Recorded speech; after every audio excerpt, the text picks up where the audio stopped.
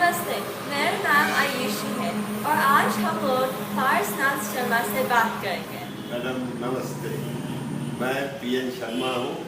मैं मेटलर्जिस्ट हूँ और एल्युमिनियम में करीब 40 साल तक कार्य किया और इंडोफाल का मैं मैनेजिंग डायरेक्टर हूँ। मिस्टर पीएन शर्मा, आप ये फैक्ट्री क्यों ओपन किए?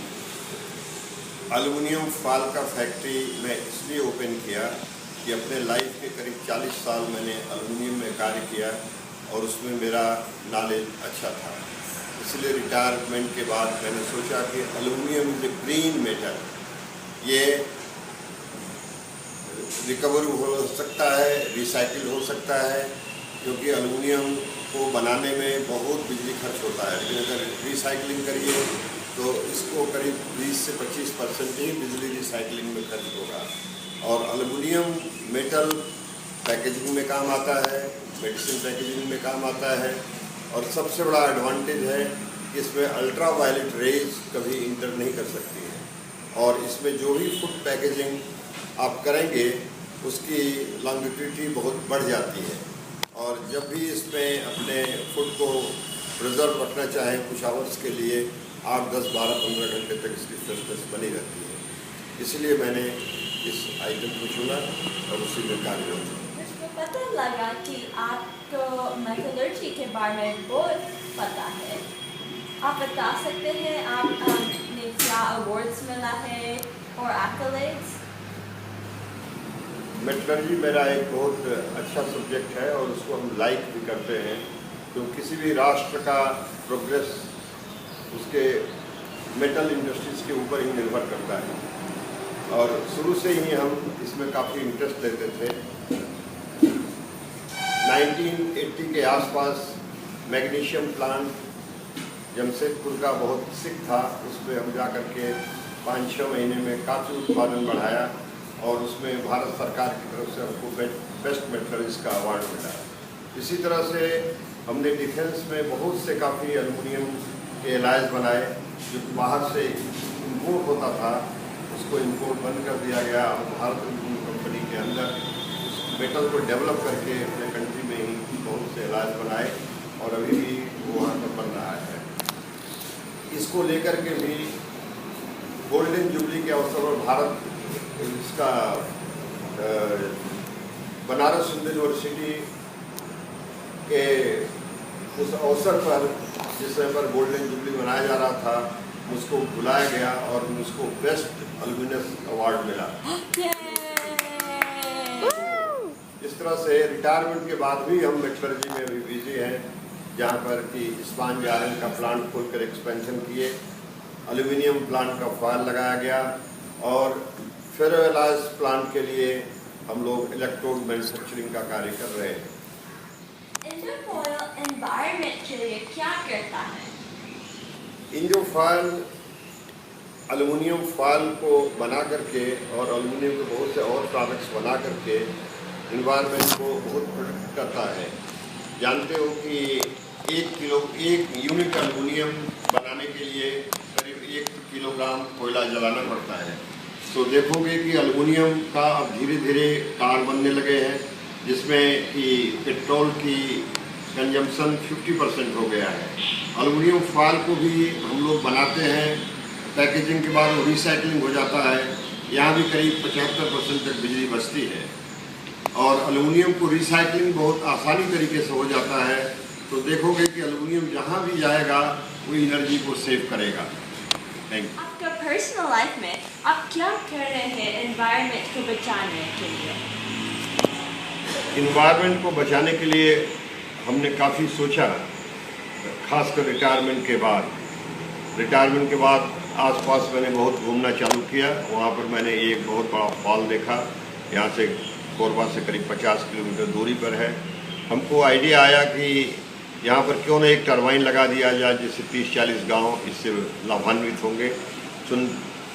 2004 में हम लोग मिलजुल करके कुछ साथी एक टरबाइन का निर्माण किया और वहाँ पर लास्ट करीब 8 साल से वो टरबाइन चल रहा है और फ्री बिजली आसपास के इलाके में दे रहा है। इसके अलावा सोलर सिस्टम भी हमारे लिए बहुत भाग्य की चीज़ है।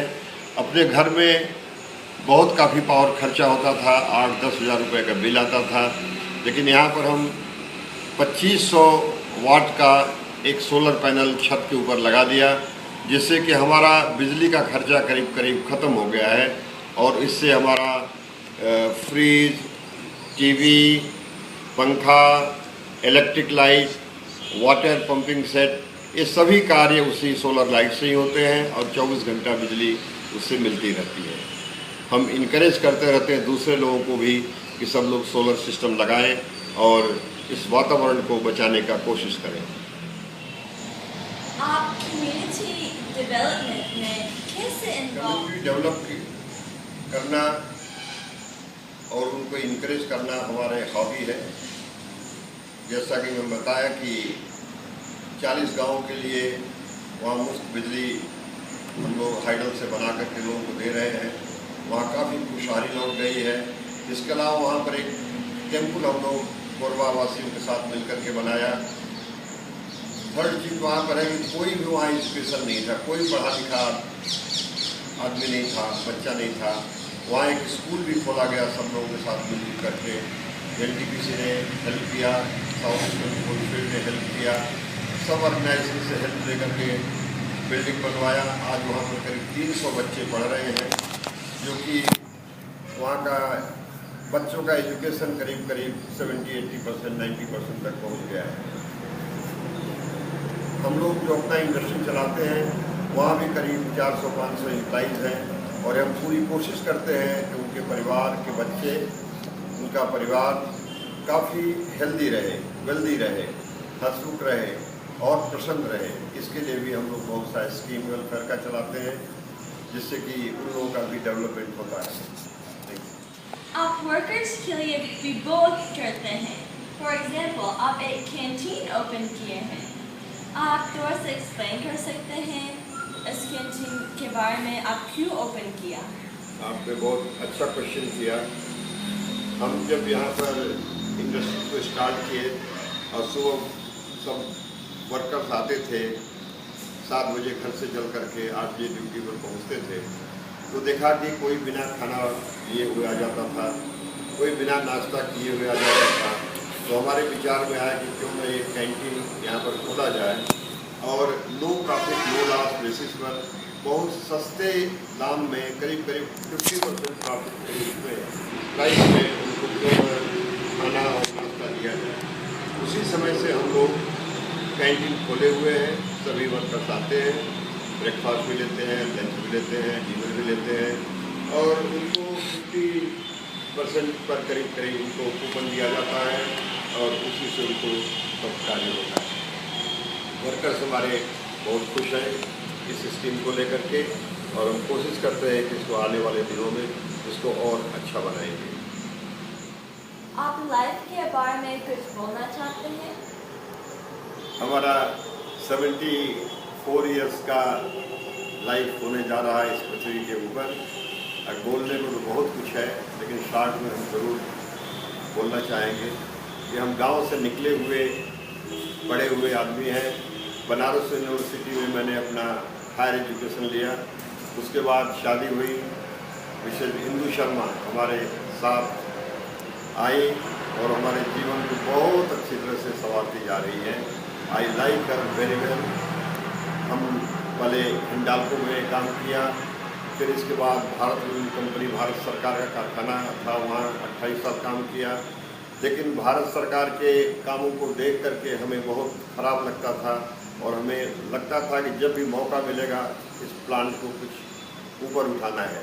प्लांट काफ़ी लॉस में चलता था सालों से, समय से तनख्वाह नहीं मिलता था। लेकिन जब 1994 में हमें मौका मिला 7-8 साल का एज ए हेड, उस प्लांट को इतना उठाया कि पूरे लॉसेज थे वो रिकवर हो गए और हम वहाँ पर करोड़ों रुपया इकट्ठा कर दिया। और भारत सरकार को मैंने ये बोला कि इस प्लांट को किसी प्राइवेट पार्टी के हाथ में दे दिया जाए, जिससे राष्ट्र का उद्धार हो और राष्ट्र आगे बढ़े। हमारी बातों को सुना गया, इमीडिएटली इसे प्राइवेटाइज कर दिया गया और प्लांट की कैपेसिटी आज भारत लूम कंपनी का करीब 350 टाइम्स बड़ा हो गया और ये प्रोग्रेस कर रहा है। हम चाहते हैं कि भारत सरकार की हर प्लांट ऐसे ही प्राइवेटाइज हो और जिससे प्रोग्रेस हो, एक्सपेंशन हो और राष्ट्र का निर्माण हो। Thank you. Mr. Parsnath Sharma, thank you so much.